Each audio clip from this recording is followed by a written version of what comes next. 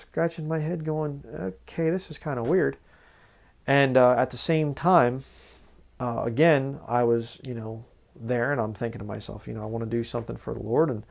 And so I came up with the idea to produce my very first video, which was really, really not a very good production. But I saw Peter Ruckman's manuscript evidence. I think it was called Advanced Manuscript Evidence or something like that. He did a 2-part study on VHS when I had originally seen it. It's probably on DVD by now, I'm sure. But I love this thing that he would actually hold up a Bible and he would say, look at that right there, like this, and he'd show it, he'd show the verse, and they'd zoom in on the text. And he was showing, these are the actual books, here's the quotes, boom. And I thought, I like that idea.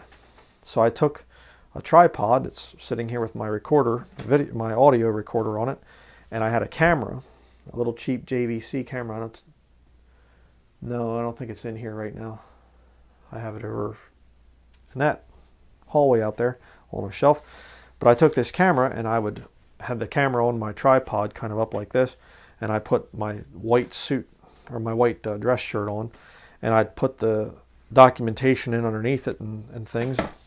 And I kept hearing this thing about the NIV removed 60-some thousand verses or words from the King James Bible, and they changed this and they changed that. And I was always going, okay, I'd like to see that documentation. And I looked through all my different books and nobody provided it. So I don't know if I have it here or not. Yeah, here it is. So what I did is I determined in my mind I'm going to look up the NIV that I had growing up for many, many years, the Today's New International Version that was big at the time, and the King James Bible. I'm going to take my Strong's Concordance and I'm going to look up the word, like the word sanctify. Okay? Sanctify in the King James Bible, and how the NIV would change it to consecrate, or makes them holy, dedicates, honor, keeping it holy. Just something like that. Or you have soul, And what I did is I went through over 20,000 references in the King James Bible, NIV, TNIV, according to the Strong's Concordance, all the references to soul. I'd go down through every single one, look up in all three, and then I'd write down what each of the three said. And took me a couple months to get that project done. And I would do this while either listening to music or listening to preaching on the computer. And then I'd be sitting there with all these different Bibles and Strong's Concordance, and I'd be doing this thing. And here's just an example of it right there, of the collation work that I did. You can see there the three different columns. And all in all, I documented 5,000 word perversions in the NIV, TNIV. In other words, there's many times that it'll read like the King James, but over 5,000 times that the NIV and the TNIV totally changed the text. And here I have in the back, brother versus brother and sister. The TNIV is a gender inclusive translation. They would add and sister. And I show here the Nestle's 27th, the Textus Receptus, the KJV, NIV, TNIV, where the TNIV is adding and sister. Again, I documented that. So I have done my own research. Nobody can say, you're just copying things from other people. No, actually, I did my own research. And I came out with that originally in this video, from NIV to KJV. And that one there, I came out with while at Liberty Baptist Church. And yeah, and you can see the difference here. This is the original one, my very first video project, and I had no idea about how to use Sony Vegas video editing software or really anything else. I mean, I put this thing together. It was terrible, the quality. I played my own intro music, which I can't play the piano or anything. I had a keyboard hooked up to the computer, and I played How Firm a Foundation at the beginning. Just dum dum dum dum dum dum dum dum dum like that. It was bad, and all you ever see the whole way through is my hands my hands holding books up and things and showing things and whatever else. Really bad. But actually sent this thing around to different ministries. Sent it to Sam Gipp, sent it to Ken Hovind, Chick Publications, Gail Riplinger. Gail Riplinger actually sold this video for a little while. And then I finally thought, this is not good. And you can see here on the back, it just shows, you know, some of the things that I covered in the teaching of it. And it just, you know, down there in the corner by Bryan Denlinger.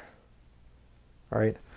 So I started learning a little bit more about video editing and things like that. I got my first, you know, prosumer, you know, professional consumer camera, better than the one I had, and I redid it with me actually sitting there, and I got my suit and tie on and the whole thing, and I turned it into a 2 DVD set, which is this one, from NIV to KJV, and this time I actually Lord gave me the idea for the name King James Video Ministries. So King James Video Ministries was formed. I got a P.O. box in Hopeland, Pennsylvania, not down too far from Kleinfeldersville. And I got my website, kingjamesvideoministries.com, which I still have today. And so that kind of got the ball rolling there. And I went from that one to, I don't know if I have a copy of it, Ridiculous Bible Perversions of the New Age. And I think right around that time is when I got on YouTube. It was 2007 when I got started in this whole thing. 2008 I you know, got into YouTube, and yeah, right around that time period. I guess I still had, trying to think, I think I had, I'm trying to think of the timing of the whole thing. When I had created the logging, you know, videos and put them on and things like that. I think I just did that originally as to show some people that I had done some logging or whatever. There's a lot of things that happen. Sorry if I'm getting some of my, you know, things kind of jumbled up and whatever here. But I did that while going to Liberty Baptist Church. That one there, and I now had my P.O. box, and I had the website and the whole deal. So then I did Ridiculous Bible Perversions of the New Age, put that on YouTube, and then I started working on my biggest video project up to that point, which was the Real Bible Version Issue Exposed. And that one I put out in a number of parts on this channel, and since then have put the full thing on my secondary channel in full high definition. So that one took, I think it was about 5 months, if I remember correctly. Again, forgive me if I'm getting some of these numbers mixed up. If you watch an older video and I say it took me 3 months or something, I'm not trying to give false information here. It's just a lot has happened in the last couple of years. I don't remember the exact dates and things like that, so forgive me if I messed up. But that was a big project for me. I started getting into the thing of graphics and professional music and the whole deal, royalty-free music, which I had included some of that in from NIV to KJV. So that was, you know, a while ago. I was making these videos and things, getting this stuff out. And what happened is we were having these conversations, myself, Derek, Jesse, and we decided we were going to go into the house church and start a house church because, again, we were having problems with the Liberty Baptist Church. They were 501c3. There were some issues there. There were many times we wanted to go out witnessing door-to-door type of stuff, and we couldn't because we had to work on the church building, and it was just the politics of the whole church building structure. So we started our house church, and then it was just full out, all out, going out. There was, because again, we weren't allowed to go and pass out tracts at Walmart, and street preaching was kind of, it's okay, but don't get yourself in trouble because it'll reflect bad on the church. And well, when we had Bible Believers Fellowship, we just did, you know, pretty much what the Lord told us to do. No worries about that. And we started to, you know, how are we going to do this? What are we going to do? We'd meet together. We'd study the Bible. Let's go out. Let's do some tracting. We started buying copies of books. We would hand out Sam Gipp's answer book up here. David Daniels' Did the Catholic Church give us the Bible? We would have that. Actually, right there it is still. Before we were even Bible Believers Fellowship, we would just use King James Video Ministries as our house church contact info. And then we came up with Bible Believers Fellowship, kind of separated the two, and got a separate website. It was kjvbbf.com, and that has since been taken down because I let Jesse and his wife have it after I got married and we moved away. So we were going out. We were doing a lot of door-to-door type of stuff. Again, early video, you can see us out going door-to-door. The three of us, myself, Jesse, Derek, and we would go out, and we were getting into this thing of, okay, we're a lot of times wasting time arguing with people and things like this. So we thought, instead of us just going out and knocking on the door and getting into a conversation and, you know, whatever else, we can do that sometimes. If the people are out, we'll do that. But let's just go and we'll just get information out. So we got these door hanging bags, and we were giving out Ruckman's, you know, Millions Disappear booklet. I don't know if, I'm sure I have one someplace, but not important. The whole point is we were getting out, you know, I had this big box, and I'd take this big box with me, you know, and I'd be like the pack mule, and I'm walking down the center of the development or whatever, along the street or whatever, and you know, Jesse's doing this side of the street, and Derek's doing that side of the street, and go and hang him on doors and whatever. And if somebody'd be out, you know, he'd start talking, and the two of us would walk over, and you know, I'd be carrying the big box, and I'd hand it to, you know, here's some more, here you go, and we were just doing hundreds and hundreds of, I mean, it was up into the thousands, you know, of things that we did, getting out this information. And I'd spend my week, you know, and we were also giving out Ken Hoven's 100 Reasons, I think it was, Why Evolution is Stupid. We were giving out those DVDs, making all these copies of the DVDs. So we had a DVD duplicator, a little 1-to-1. You put in the master and then the copy, and we do that. So I'd spend my week just studying still, you know, listening to sermons and studying while the DVDs are burning, and using my computer as well. So it was a really slow process. We ended up buying a big 1-to-11, I think it is, DVD duplicating tower. It can do like 11 DVDs at the same time, sitting right over there. And so, you know, we're doing that, and then I, of course, would use it when I'd have an order come in from Gail Ripplinger for my DVDs, like this. Of course, I was selling them on my website at that time too, so I was, you know, making a little bit of money from that, and it was a lot of work, very time intensive. I did the whole thing myself. I printed the paper, the cover here. I burned the DVDs. I printed the artwork on the DVD. I had printers that could do that. I shrink wrapped them, did the heat gun thing, all the deal. Never had anybody else produce my DVDs. So, trying to think. So we did that for a long time, and we had some very interesting contacts and things, ministry contacts. And one of those interesting ministry contacts was my wife. And when she contacted me, she was in kind of that phase right before salvation where she was really starting to have a strong desire for the truth. And she was big time into the InfoWars thing, which I was at that time as well. Not that I believed everything Alex Jones was saying, but I could, you know, I was like into the prophecy thing and the end times, New World Order stuff.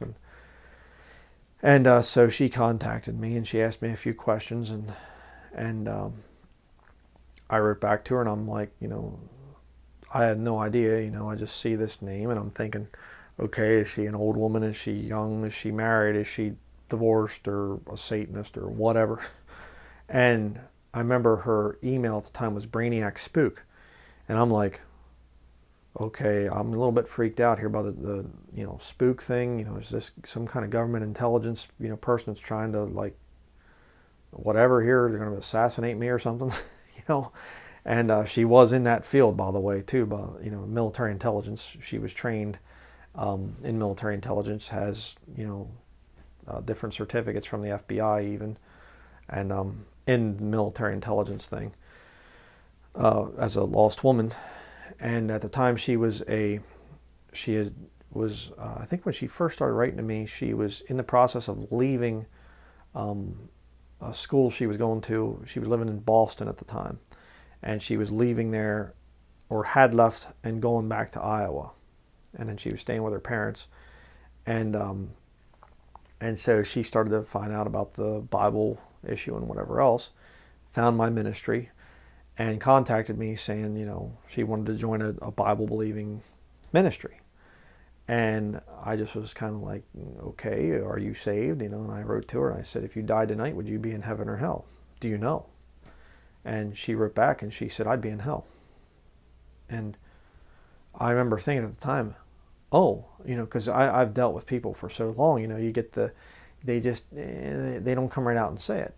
I've met very few people on the street that ever came out and said, yeah, I'm going to hell. Most of them, it was, I think I'll go to heaven, when I die. And I'd go to hell. I know I would. And so told her how to get saved, and I didn't call her on the phone or lead her into some prayer or whatever else. This is what you need to do to get saved. And I forget how long it was till I heard from her again, and she's, the Lord saved me, and I bought a bunch of books, and I'm studying this and I'm studying that and things, and how do you witness to people and things? I said, well, try some gospel tracts. I'll send you some. And so I sent her some of our gospel tracts that we would hand out and things, just a mix of some of Terry Watkins' little trifold pamphlets on different issues, and some chick tracts, and I don't think I had any Fellowship Tract League tracts at the time, but some of the stuff we hand out.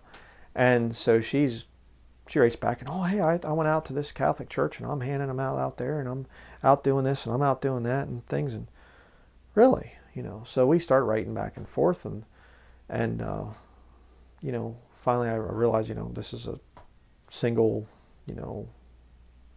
young woman, and she had a couple sermon requests and things, and I did those and whatever, and we decided, would you like to talk on Skype? And she was a little bit, I'm not really big on Skype thing. And I said, well, what else can we do? Whatever. And okay, fine. So we started talking on Skype, and it was like, we'll just talk just for a few minutes. I think it was like 3 or 4 hours the first night we talked. just talking like crazy, and just this amazing desire for truth, unlike anybody I'd ever seen before. And just, the Lord was doing things through her and for her, and that change that was there from what she was telling me she was in her past, what she shared a little bit of it in different videos. And I'm just going, because I had been told for years, people, you ought to get, find a girl and get married and all this other stuff. And I'd heard, Ruckman's thing on segregation versus integration, and I started realizing, I shouldn't have been going after those Spanish girls. And praise the Lord, I'd gotten victory over pornography a long time before meeting Catherine.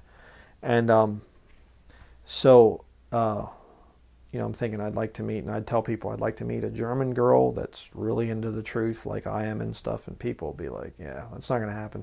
Nobody's going to have your beliefs. Nobody's going to think the way you do, and whatever. And talking to her, emailing back and forth quite a bit, writing a lot of letters back and forth. Looking over this way, I think I had the letters over here somewhere on the shelf, but wouldn't matter because I'm not going to show them in detail anyhow. But we talked on Skype, and I'm just going, this is the woman I've been looking for. And I've been praying. I mean, I prayed fervently. I remember a passage in, I think it's Proverbs 18:21. Let me look it up real quick. Good advice for you if you're single, by the way. I do believe that a Christian that's single should use their single life to serve the Lord. But I think you should always be open to God's leading for you to find a wife if you're a man, or a husband if you're a woman. I don't think that being a single Christian is all that great. I mean, the Bible says it's not good for the man to be alone. God made a helpmeet for him. Now, if that was true in the Garden of Eden, I think it's very true for today. So, Proverbs 18, verse 22, and I'd pray this verse over and over again. I'd remind the Lord, whoso findeth a wife findeth a good thing and obtaineth favor of the Lord. Okay, Lord, you're using me in ministry. You're helping me to get these videos done and everything else, but I don't have a wife. Every time I try to meet one or whatever else, it just does not work out. Please, God, give me a wife. Please give me a wife. Your word says, and I'd remind him over and over again. So I got done talking to Catherine that night, and I said, remember I went over and I just, laying there awake, and it was like, 1 o'clock in the morning or something until we got done talking. And I said, Lord, I think she's the one. I think this is the woman that I could spend the rest of my life with. And my prayer up to that point had been, I realized either one of two things is going to happen if I meet a woman. Number one, I'm going to marry a woman and she's absolutely going to destroy my ministry. Because actually, I got to tell this story.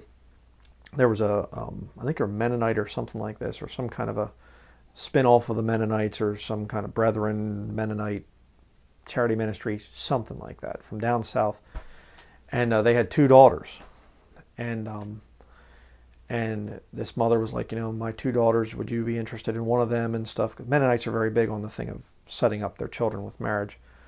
And I thought, hey, this would be great. Conservative, she's, wears modest apparel, the whole deal. And so I said, yeah, that'd be fun. And she said, well, I'll give my daughters your information and they can, check into who you are and whatever else and things. Both daughters rejected me. Both of them were like, he's too militant, And I tried Christian singles websites and the whole thing, stupid nonsense, And it was always just like, you're too militant, you're too militant. So people were telling me, I have to lower my standards, to find a wife. And I'm like, I'm not doing it. Not going to do it. And I thought, if I meet a woman, she's either going to lie to me, to become my wife, and then she's going to wreck the ministry, or, and this will be the rare one, I'll find a woman that can work with me in the ministry. Because, I was able to work with some of the brethren and things over the years, some brothers in Christ, but it was never like I really didn't click completely in my mind with them. And so I see Catherine, we're talking, and I'm thinking, this is the first woman I'm just having like total fellowship with her after just, writing back and forth for a couple months, and then our first actual conversation on Skype. And so I remember saying, okay, Lord, if she's the one, I don't ask for signs, because a wicked and adulterous generation seeketh after a sign, and I understand that, but just let me know some way, shape, or form. So we scheduled it, we'll talk tomorrow night, on Skype. So a time came to talk to her, and comes on, and she's sitting there, and for years and years and years, going way back to when I was little, you've seen the pictures, I loved flannel shirts. And I always liked the red and black buffalo plaid, the Paul Bunyan looking shirt and whatever else. And Catherine comes on, and she has got a red and black buffalo plaid dress on. And I'm just like, well, okay. I didn't tell her that. I didn't say anything about that. And again, tremendous fellowship and things. And so we're getting on to the end of the conversation. And I said, I have something I need to ask you. And she kind of smiled, She's already reading my mind before we even, officially got married. And I said, I could kind of lead up to this and whatever else, but I don't do that. I'm just going to be blunt and just honest with you. Would you want to be my wife? And she smiled and she said, yes. So we had met, I guess, in October of, boy, I'm going to get in trouble if I don't remember this. I think it was 2011, and we were married in 2012, May of 2012. So went out to get her out in Iowa from her parents' place, and moved as much stuff as we could back. At the time I was still at my parents' place, so we moved her things in there, and just kind of like, okay, where are we going to go? Just kind of restructuring there, but just, it was a bad situation out there with her parents at the time. Praise the Lord, actually, all you out there that have been praying for her parents in that relationship there. Her parents are really, there's a lot better fellowship now. the fellowship's been restored between her parents and Catherine and myself. So it's pretty neat. And so I went out there at the time, needed to go out and get her and things, and so brought her back to my parents' place. I'm going, okay, now what do we do? Should we look for an apartment? I wanted to show her northern Pennsylvania. So we went on our honeymoon up to the Poconos area, which was not really the area I liked. I was more the Tioga, Potter County area, a little bit farther west, northwest of the Poconos area. And so we were there, and you know, just getting to know each other and things better, and you know, and actually had the chance to baptize my wife, so because she had gotten saved and nobody had ever baptized her, so I baptized her. And so while we were in this whole situation, we were contacted by some people from Tioga County, and they said, you know, would you like to come up? You know, we've been listening to some of your stuff, and they originally had bought some DVDs from Gail Ripplinger, and they wanted to know who this guy is and whatever else. So we went up to see them for a weekend, and they put us in contact with Country Chapel Baptist Church in Eldred, Pennsylvania, McKean County, which is farther out west towards Lake Erie.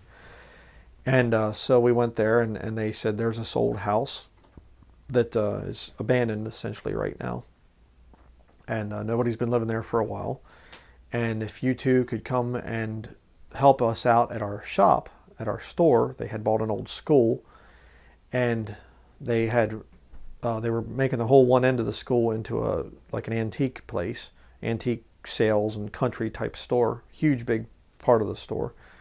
And if you could help us out with, you know, me with my video work, and Catherine with her ability to build websites and things, help build a website, help do video and things like that, help out there, and then also help out with preaching and teaching the Bible at Country Chapel. In other words, I'd be like almost like an assistant pastor essentially.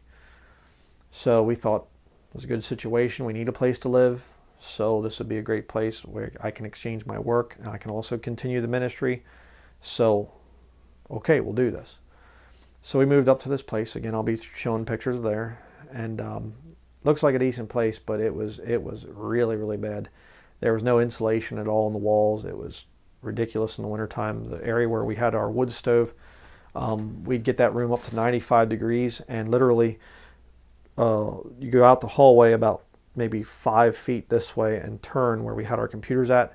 It would be 95 degrees in that room, and about 7 or 8 feet away in another room, it was 50 degrees.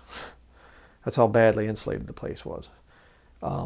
While we were in bed, you'd hear mice running on the floor, you know, the wood floor, you know, and stuff like this. And the one night we're there sleeping, I remember, and all of a sudden it was drop ceilings in the place, and this like, you know, just making all this noise, and I'm going, you know, I thought somebody was breaking in the house, so I'm jumping up out of bed, you know, what's going on? She's up, and we're going, what is this? What is this? You know, getting lights on, and there was a bat that had gotten up into the drop ceiling, and that thing's flying all over the place up there.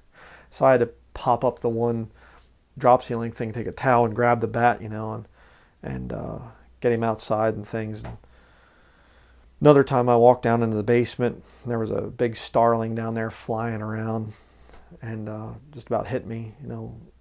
So I walked down, and there, it was fairly dark, and the toilet was always backing up. Literally the toilet, the pipe, you know, the waste pipe went outside into a ditch outside. So you walk outside and raw sewage out there. I mean, the place was in really, really bad shape. And the water, again, I'll be showing pictures of all this stuff. The water in the place, it was in the whole, we called it gas land, actually, affectionately, because it was a lot of the area where they had drilled back in the 1960s, the Marcellus shale up there. They get the gas out of it and everything else. And they totally destroy the water system. The whole water table in the area is just totally toxic.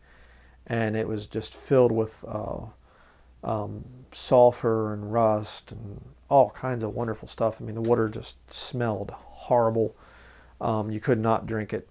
I mean, we were always cleaning the shower, turn the white shower walls, and just turn them, you know, yellow and orange. You'd you know, pour some water into container, and it would look clear, and within a couple minutes it would literally, you'd sit there, you could watch it, it would turn yellow. It was really bad. And my wife's hair was falling out. I mean, it was not good. So we thought this was this great situation. It turned out, no, actually it wasn't that great. And before we had moved in, I talked to the pastor, Bruce Ireland was his name, and I said, if we come up to this place, I don't want to be like, okay, we're here, and now all of a sudden we got to move right away, and what's the deal? And it was, the guy's name was Avery, last name Avery, that owned this place. And it was his parents' place, and then he was on, he'd gotten it through the will, and then, when his parents passed away. And then the Bruce Ireland and his wife had fixed this place up for him because they needed a place to stay. So they moved in. They were living right down the road. And so he said, oh no, there's no plans. This Avery guy, he doesn't, he just, if somebody's living there and taking care of the place, he's happy, so there's no plans there. And I said, what about your children? Oh no, there's nothing there. There's nothing, you'll be fine. You can stay there indefinitely. Just exchanging your work for rent, essentially. And I'd pay all the utility bills for the place. It's just, it was an abandoned house. They had, access to it just to take care of it, to watch over it and stuff like that. So, okay, fine. So we were there. Again, the whole faithful attendance and stuff like that. I knew better than the whole church building thing, but I was still kind of a little bit on the fence over, if you listen to my old Bible Believers Fellowship studies, I'll say there's still good church buildings out there and the whole thing. And I was saying that because I never had experience with an actual guy that professed to believe the King James Bible pastoring a church. Well, Bruce Ireland was the first one that I saw like that. He never corrected it with the Greek or the Hebrew or whatever else, So, but again, I started to see the politics and the whole thing of the church building thing again, and it was kind of and it was not the best for our marriage, and we're trying to get to know each other and stuff, trying to what do you want to do here, and do you want to go out shopping today, and why don't we, my wife's trying to, she never really cooked much because she was just a single career woman for many years before she got married, and so she's trying to make recipes, and right in the middle of that, phone rings, hey, could you come down to the shops to do video, or could you come down to help with this, or and so yeah, we're staying here, but we started feeling like we were indentured slaves, like we owe them everything and our time and whatever else. I mean, we're just haven't been married that long. So, the stress level started to build, but we were just hanging in there and whatever else. Christmas time came around of 2012, and we went down to see my parents in Lancaster County, and then came back up after the Christmas vacation thing, and I remember we were there and we were doing the whole, there at the church, being part of the ministry and everything else, and when we would go over to the Ireland's place on Sunday afternoons and things, and I remember we went in the one time and he said, hey, he said, brother, he said, I need to talk to you about something. Oh yeah, okay, and stuff, and it was just like this little bit of an uneasy, like, uh-oh, there's a bomb that's going to drop. And so I'm thinking, okay, and there wasn't any kind of bad, feelings or anything there. It was just, whatever, we were getting along, I thought. So we go downstairs, and he takes me down to the basement, and he says, hey, my daughter and her husband, they are selling their place out in Ohio, and they need a place to come to, and I kind of told them that they could have the place that you're staying at. And, I mean, it's not definite yet, not totally for sure, but, you're probably going to have to find another place to live. And I was supposed to preach that night, I'm just going to be preaching Sunday night service. And it was just like I got hit in the stomach, because I'm going, what? Because we were just, like I said, newly married. We were not real well off financially. I couldn't just, I'll just go buy something else. And it was just like the wind got knocked out of my sails. Just really, like, my spirit was broken.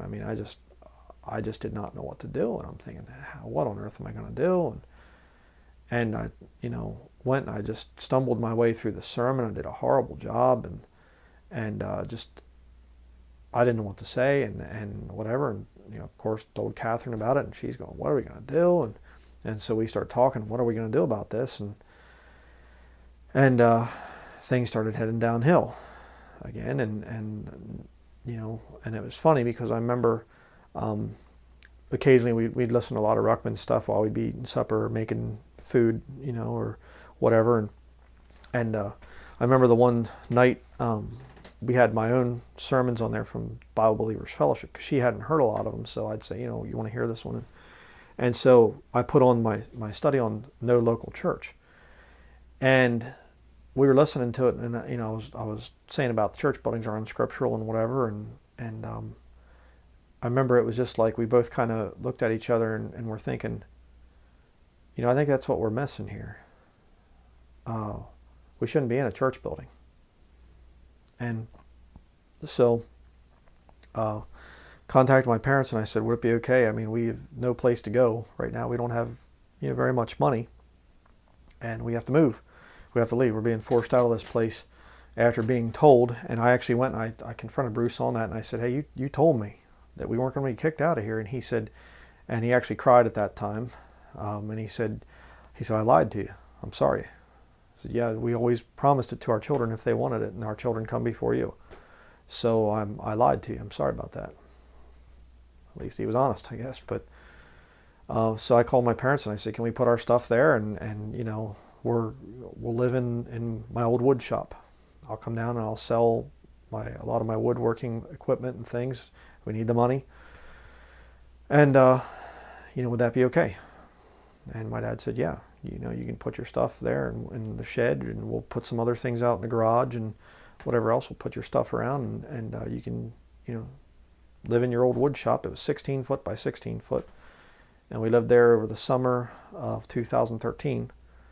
And again, you can see a lot of these videos. If you go back through my video history, you can see when I talked about, I'm standing out in front of the house where we were staying, this old house in northern Pennsylvania, and I'm talking about, please pray for us and things. And so we got things packed up into a big Penske truck as much as we could, and we started to leave some things there. But I had a 2009 KLR 650 Kawasaki motorcycle that I'll be talking more about that in my study on motorcycles and things like that. And that was like a secondary vehicle to the truck that we had. And that was the only other vehicle we had, my pickup truck and my motorcycle at the time. So I put that in the back of the Penske truck, figuring, okay, we'll drive down to Pennsylvania early morning, unload everything. And I think, yeah, we unloaded everything and we went back the same night. So it was a long trip. It was like a 5-hour trip down. And I think, can't remember if we unloaded everything that day or the next day, whatever. But we went down and we came back up pretty much, really quickly. So that's what we did. And I remember we're driving along, and we got to talk about the thing, the house church thing, and what are we going to do, the ministry plans for the future, and where we're going to live, and whatever else. And I remember I said to my wife, what would happen, because up until that point in time, the only videos I had done were my DVDs. These DVDs were the only thing I had done. And all the other preaching I'd done was all audio sermons, sermon audio and things. And I'd done a few little bits and stuff and showed, I videotaped some of the preaching I did at Country Chapel Baptist Church. And again, you can find those old videos. And I said, what would happen if I started preaching sermons, but putting them out on YouTube as videos? And she was, yeah, that sounds like a really good idea. So moved back down to my parents' property, and we were staying in the 16 foot by 16 foot wood shop of mine. I cleaned all the stuff out. We, put in our stove and our refrigerator and, the bed and a table, and I put up a little laundry tub for a sink, and, running water was a blue jug that you tip over and turn the thing on, and we lived like that for, probably about 6 or 7 months, something like that, through the summer. And we actually drove out to Iowa to her parents' place to get some more of her things. And she had a cat that was out there that she'd had for years and years named Casey. And so we brought Casey back with us, and quite a few adventures with that, you know. But so, you know, we were living there and got all of our stuff out of Country Chapel Baptist Church. We got the KLR out of the back of the Penske truck, rode it back up to northern PA. I remember it was like, you know, probably right around freezing till we got back to the house where we were staying.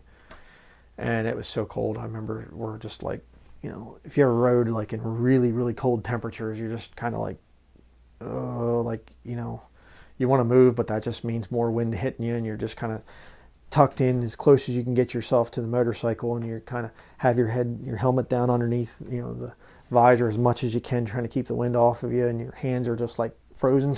You know, it was a cold ride, but we got back. Got the rest of our stuff out of there, moved out, and I remember I took the keys back to the place and handed them to Bruce Ireland, and he was just like, okay. Didn't say, hey, you know, God be with you or anything else, just whatever, totally cold. After being there for nearly a year and serving with him in his church and things. And we had a big blow-up argument and stuff too, but, you know, whatever. I was like, you know, I'd have forgiven and whatever, hey, you know, I shook his hand or whatever, but he didn't want to shake hands, so whatever. So we're down there in Lancaster County, and that's where a lot of the videos are of me up on top of the hill. That's the property that my parents own, and you can see the power line behind me. You can see the big high tension power lines, and I did a lot of different studies there and things, and so I would be doing my preaching and teaching in video form, putting them out on YouTube. That's when that whole thing started. And I realized, you know, I'd rather just put my videos out there for free, put the DVDs online. They're free to people to watch, and then I'm just going to spend my time preaching and teaching the Word of God for free. And so I closed down my web store, and I had the donation thing there, and people would donate to the ministry. I appreciate that. And we started to try and build up our finances to be able to purchase some place, and we looked in Virginia, we looked in West Virginia, we looked in all throughout Pennsylvania, took a lot of drives, where do you want to live, and a lot of day trips and things. I sold a lot of my equipment from when I was a wood turner, which is kind of hard, you know, selling some of my wood lathes and things like that. Had a really nice Powermatic wood lathe, and I sold that. I had a big custom wood lathe. There's actually video of that earlier on in my different videos of me turning this big perpendicular wood turning thing. I sold that lathe after having it custom built. Again, hard decision, but we had to have money. And the real heartbreaker was I had to sell my motorcycle, which really meant a lot to me. That was a very special bike to me. Had a lot of happy memories on that bike. So again, I'll talk more about that in the other study, but we were just doing everything we could, selling anything we didn't need, really kind of trying to downsize and save up as much money as we could, live as cheaply as we could. That's why we were living in a wood shop, old wood shop, just a small little place to live in, and just really tried to, you know, save our money. And we had no idea at all where we were going to be moving. And one of our viewers from the state of Maine actually wrote and said, why don't you consider northern Maine, or the state of Maine, you know. And I'm going, Maine? What? You know, I mean, we're Pennsylvania, southeastern Pennsylvania. We're going to go the whole way to Maine? You know, like, are you crazy? It's just like, it snows all the time there, and it's freezing cold, and it just, this barren wasteland up there, there's, you know, nothing at all. And because you know, one of the big things my wife and I liked was going out and picking wild edibles, wild raspberries and things like that, and herbs and whatever else that we could find in the wild, and really getting into that. And I'm thinking, Maine ain't gonna have any of that stuff. I mean, it's just like this total frozen north up there. It probably doesn't even, you know, you probably don't even have green grass in northern Maine, you know. And so I thought, oh, okay, you know, I'll just start looking. So I start looking up properties, and I'm going, wow, this is actually a beautiful place up there. It's really kind of nice, and it's pretty good, affordable properties. And so I said something to my wife, and I said, you know, what do you think? You want to go up to Maine? And she said, well, it's kind of interesting you say that, because a guy that she had been dating long time ago, I think she was either dating or just a friend, or I'm not sure, but no, she was dating. And she said the one time, she said, I'd like to go on a road trip to Maine. And he was like, Maine? I'm not going to Maine, you know. And so she kind of forgot about it. And here, all these years later, she marries me, and like, let's go on a road trip to Maine. So she's like, yeah, let's go. That'd be great. So we loaded our cat in the back in a carrier and things, and loaded up our stuff in my old truck, and we drove to Maine. I think it was like 18-hour drive, and drove up here. Started out early in the morning, drove the whole way up, and decided to look at some properties. And we looked at, you know, we were thinking, you know, well, we don't have money for a house. So we thought, well, we'd like to have some land, some nice, you know, remote type of land and whatever else, and we can build something on it.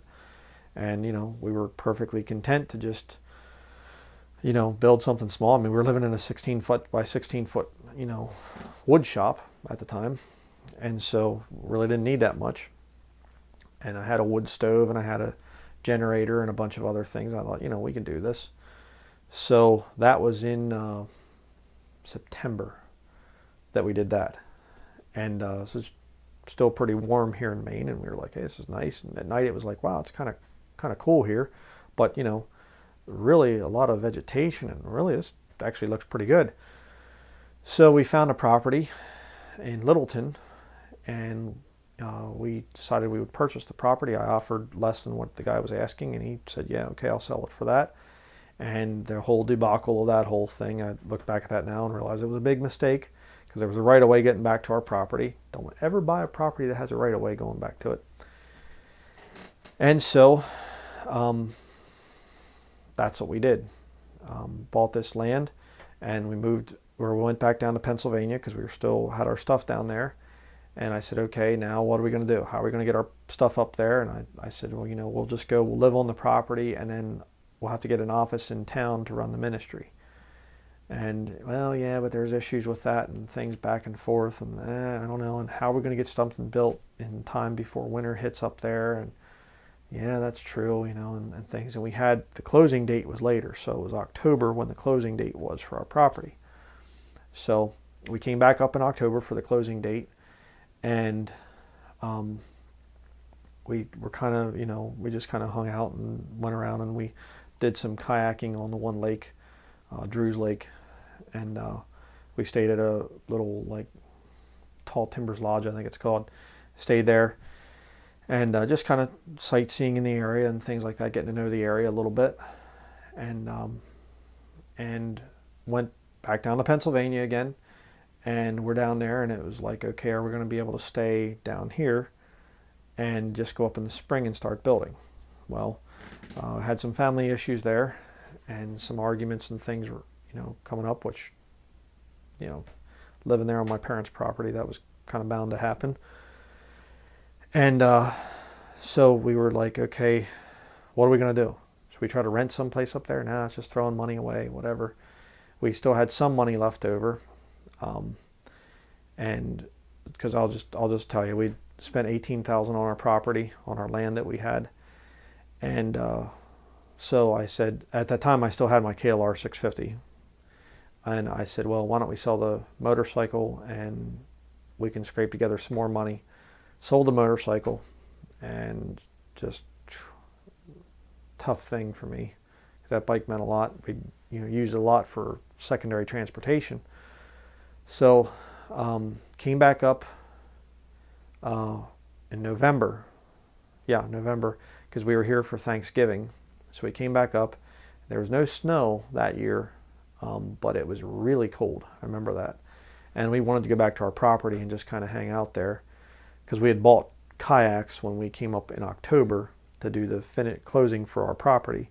And we took the kayaks back. There was a little, like, wall tent looking thing back there on the property. It was just old, you know, logs, and then an old canvas tarp stretched over the top. Stuck our kayaks in there. So we wanted to go back and hang out at our property, but the bridge blew out, and the drunken neighbor wasn't about to fix it, you know, too lazy and too drunk.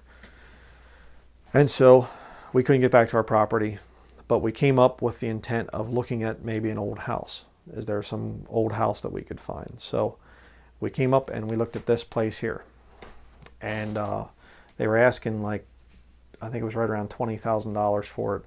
We paid $16,000 for it, and I offered $12,000, and they said no, they have to go to 16 because they're going into foreclosure, and that's what the bank needs, and the blah blah blah. So okay, sure. So, you know, I mean, we spent just about every cent that we had at that point in time, and believe me, we had to sell a lot of stuff to get to that level. But so okay, we bought the place Thanksgiving, and they said they can't settle until January 15th, I think it was, of 2014. Okay, yeah, because it was 2013 when we first came up. 2014 is when they can settle. Okay, so talked to the realtor and stuff, and I said, you know, we can move our stuff in then on that date. Yep, you can move your stuff in. We'll give you the keys and the whole deal. And they'll have all their stuff out there. All, you know, yeah, everything's out pretty much already, because they just had left this place. It was and ironic. It was kind of funny because I got to tell this story too. When we were down in Pennsylvania, the house, that old rickety place we were staying in Eldred, Pennsylvania, it was the Avery place, and we would pray a lot of times because there again, Bruce Ireland had told us that we could actually buy the place, and so we were praying about the money to buy the Avery place. Well, lo and behold, this very house that I'm standing in here was owned by a woman named Avery. So, Lord answers prayers. Just took him a little bit longer and had us come here.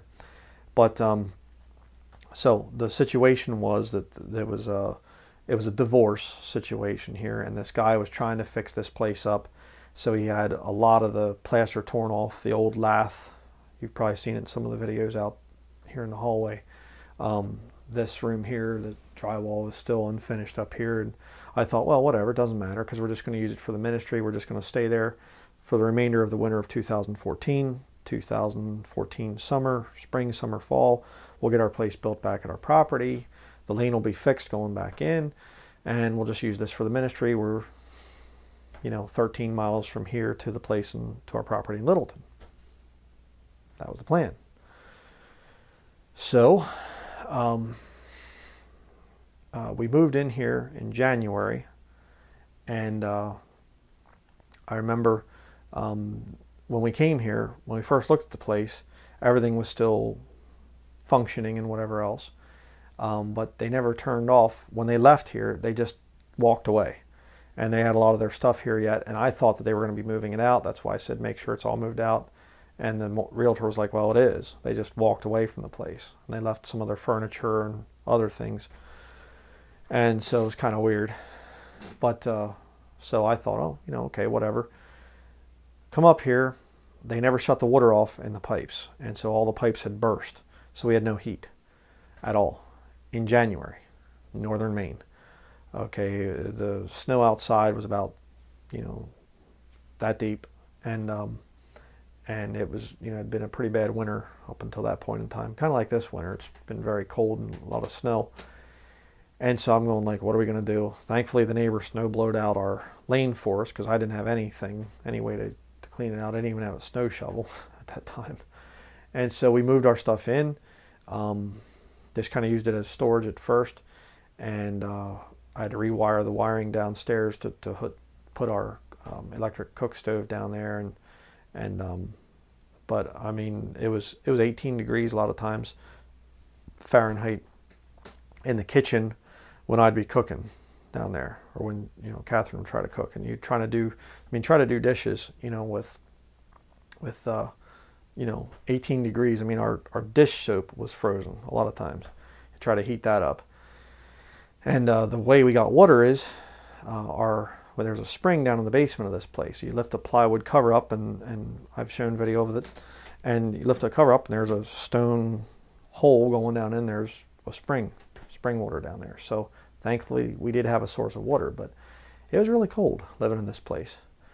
But we kind of got back on our feet. In early videos, you'll see me. I'm all dressed up in sweater and winter hat and everything else, because we really didn't have much heat other than just electric heaters in the different rooms, and just a lot of different interesting things. And I remember we realized at some point in time then that Catherine was with child, and so that there's a whole story there too, that as well. We decided that we weren't going to go the hospital route. No ultrasound, no doctor's visits, checkups, anything else. And so summertime came around. We finally got running water, got our plumbing system fixed here. The plumber, told me, he said, I wouldn't even try to fix this heat system here. I just tear all the copper pipes out, get rid of the old oil furnace. He said the thing's cracked anyhow. The water that was in it just cracked it. It's shot. He said, you're just going to have to get a whole new system.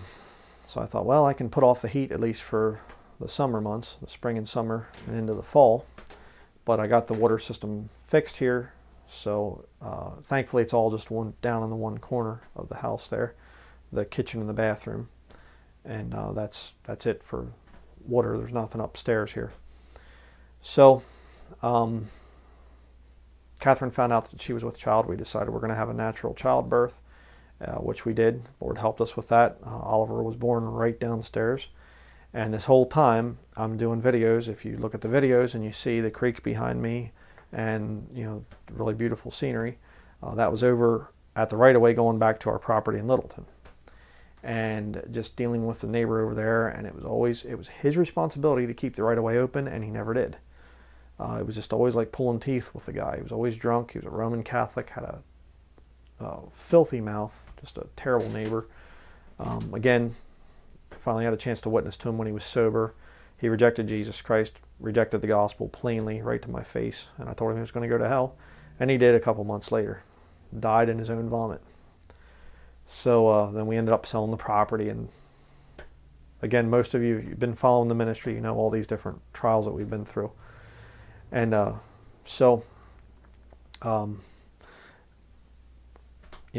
this past year when we sold, 2017, sold the property, bought a new property, and right now the plans are that we're building down there as we can. Right now, of course, we can't because it's a lot of snow and things, and I got to try to get a plow blade on the front of my truck. I got to hook that up and everything else, and try to get down there and plow that open and try to get back in and resume building. But we've had to take some time off from doing that. And right now the plans for the ministry is eventually we'll be living down that way, but this is going to remain the ministry headquarters for a while till we can afford another place down there closer to the property, because the property does not have electricity. And you say, why are you doing that? Doesn't make sense. Why would you buy property that doesn't have electric when you're in video ministry? Well, because I don't think I'm going to be in video ministry my whole life. I can see the handwriting on the wall, so to speak, about YouTube and the internet in general and things. So, and it's cheaper. Quite frankly, it's cheaper. We can't afford. Again, I'll just tell another little thing here that went on this past year in 2017. I'm very much against being in debt, but I thought, well, I prayed about it. I said, you know what, Lord, I'm just going to at least go see if I can get a mortgage. And the Lord turned that down. And I don't know why it happened. Well, I do know why now, because it wasn't his will, but it just didn't make any sense. I mean, even the people at the bank are going, I don't know why you were rejected for the mortgage thing. And they're going, this doesn't even make any sense. What you wanted to borrow was, well within your means to pay off and whatever else, and it got rejected. It was Lord. Plain and simple. So with the money that we had from the sale of our property, and again, another thing I would do occasionally is I'd buy a vehicle and fix it up and sell it, make a little bit of money. And so we had money that we were saving up and saving up and saving up, bought our new property, no right of way this time, praise the Lord. And so it's an hour and a half south of here, here in Bridgewater. And so that's the ministry. That's how I came to know the Lord and what the Lord's done since then. And it just shocks me sometimes to think of all the Lord has done with this ministry. And I've said this in other videos. I literally, when the Lord called me into the ministry and said, I want you to be that guy out there fighting this stuff, I remember I thought to myself, okay, well, I don't really think that this is the calling that God has for my life. This is just kind of like him testing me.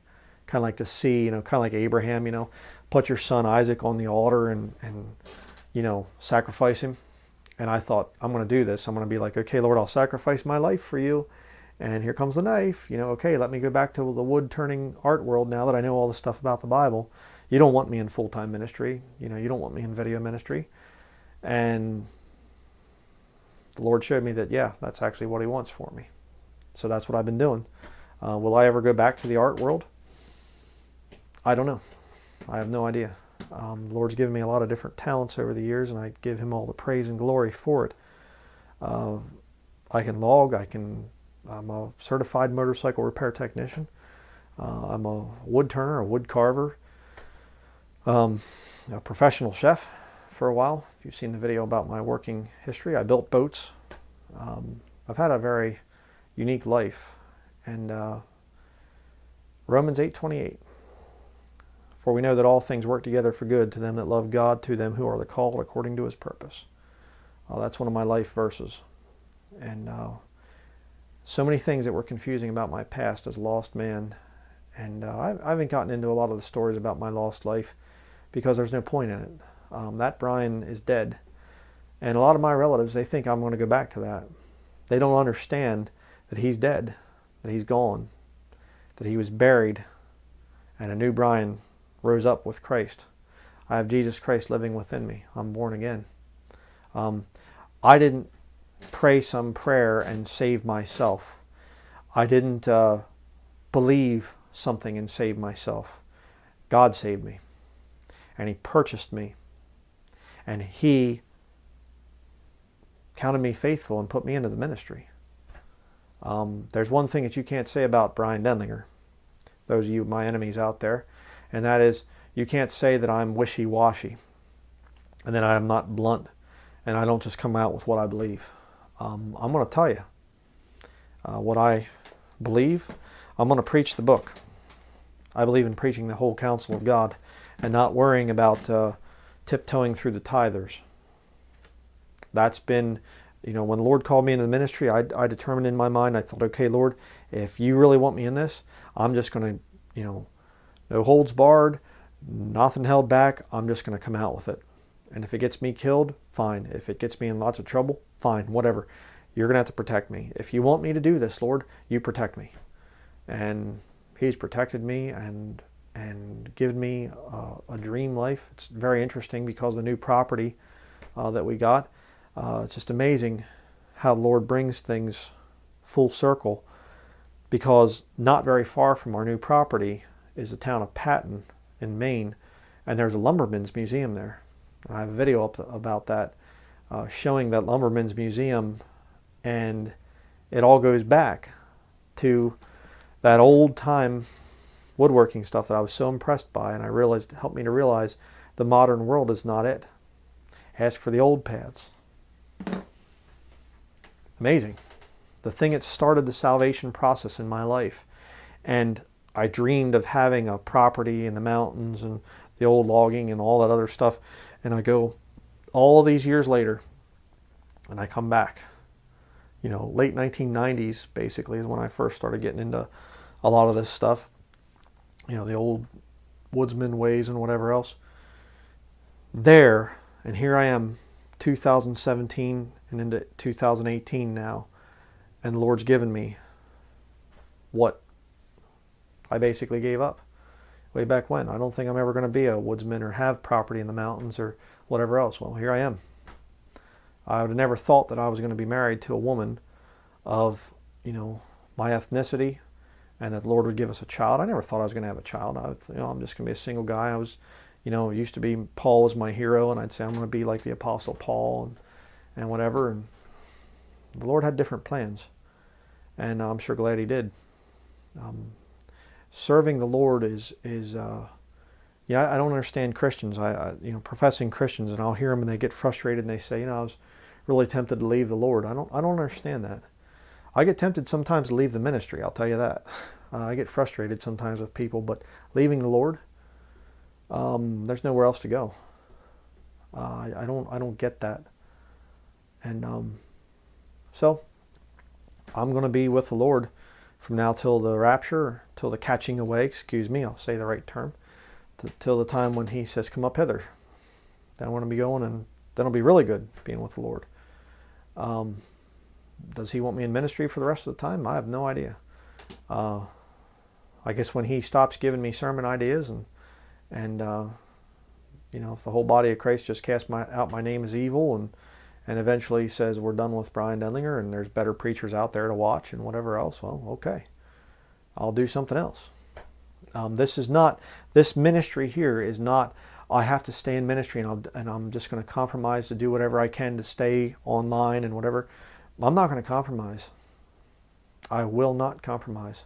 I will not take money from Google. I am not going to yoke up myself to papists of any kind, ever. I am never going to get away from the King James Bible. It's the book of books. You will never ever come on here and say, see Bryan Denlinger saying, well, actually, I've been convinced now that the ESV or the NIV or the New American Standard or whatever else, I think that that's better or something. No. No. I'm going to be just as stubborn as I can. And not stubborn because of pride. I'm going to say, I'm standing by the book no matter what happens. If it gets me kicked offline, if it gets me kicked out of ministry and people don't want to hear from me anymore, you know, okay, I'll do something else. I am not in this ministry for the money. Let me tell you that. I mean, I get that thing put on me. People say that, oh, you're in it for the money. If I was in it for the money, I'd be like some of the other fakers out there, joining myself up with people. God brought me to this point in my life because he saved me. He bought me with his blood. I really don't have a say in the matter, actually, if you want to be real honest about it. Bryan Denlinger, that used to have a say and did what he wanted to do, he died way back in 2002. And here I am 16 years later, almost probably to the day. I mean, I don't even know. This is the 7th of January. This could actually be the day I got saved, 16 years ago. I don't know. But here I am. God brought me here. God controls my life. Does that mean I don't make mistakes? Of course I make mistakes. People don't seem to understand that. They think I'm supposed to be perfect and never make a mistake. That's not true. I make mistakes. But I'll correct myself when I'm wrong. Again, these people out there, the preachers that are so much better than me, show me where they come out and say, I'm sorry, I was wrong. Show me the videos where they say that they're wrong. I've never seen one. So I'll be here as long as the body of Christ wants me here, as long as the Lord, say it that way, as long as the Lord wants me here. But the time is going to come, brethren, I believe, when people are not going to want the Word of God anymore. I've seen so many people over the years. Another thing I've learned about all my time in ministry, over 10 years now, you know, one thing I've learned is that there's so many people that look like they're doing good, and you just see them, and I start to see them just kind of veer off a little bit, and before long I know it, boom, crash.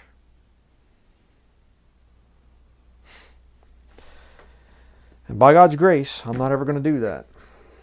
I'm going to stand by the book, no matter what it costs me. So that's going to be it. I hope you've enjoyed this series of videos. What am I at here? 2 hours and 22 minutes. Well, what do you do? You know, I know my wife, she did 3 parts for her testimony, and I don't know, this will probably end up being 3 parts. But there's a lot of stuff to talk about. How do you sum up your life in just a few, you know, I'll just get it done in 5 minutes or something like that. Well, my quick testimony is I was a false convert from the time I was 8 up until the time I was 26 years old. That's when the Lord finally broke my wicked life and brought me to my knees, literally. And I cried out to him to save me. And he heard my prayer. And the old man died. That old man just ceased to exist. Doesn't mean I became sinlessly perfect after that, as far as my own works and fleshly nature and whatever else. No, it just, things changed in my life, and God saved me. I was born again, and He changed my life. You going back to me when I was a teenager and said, hey, someday you're going to be a preacher known internationally all over the internet. You know, have so many people attacking you and it makes your head spin sometimes. I'd have said, what? Are you kidding me? Even when I first got saved, if you'd have told me I'd be doing what I'm doing right now, I'd have said, what? Here I am. So, thank you to everybody out there that sticks by the ministry. That really means a lot to us, and keeps us going. So, really have no plans to leave the ministry until the Lord says otherwise. So I thank you, everybody out there, for your friendship, and hopefully this has answered the thing of what's my testimony. What a wonderful life in my change has, or what a wonderful change in my life has been wrought since Jesus came into my heart. Think about that hymn. Very, very true. So that is going to be it. Thank you very much for watching, and we will see you in upcoming videos.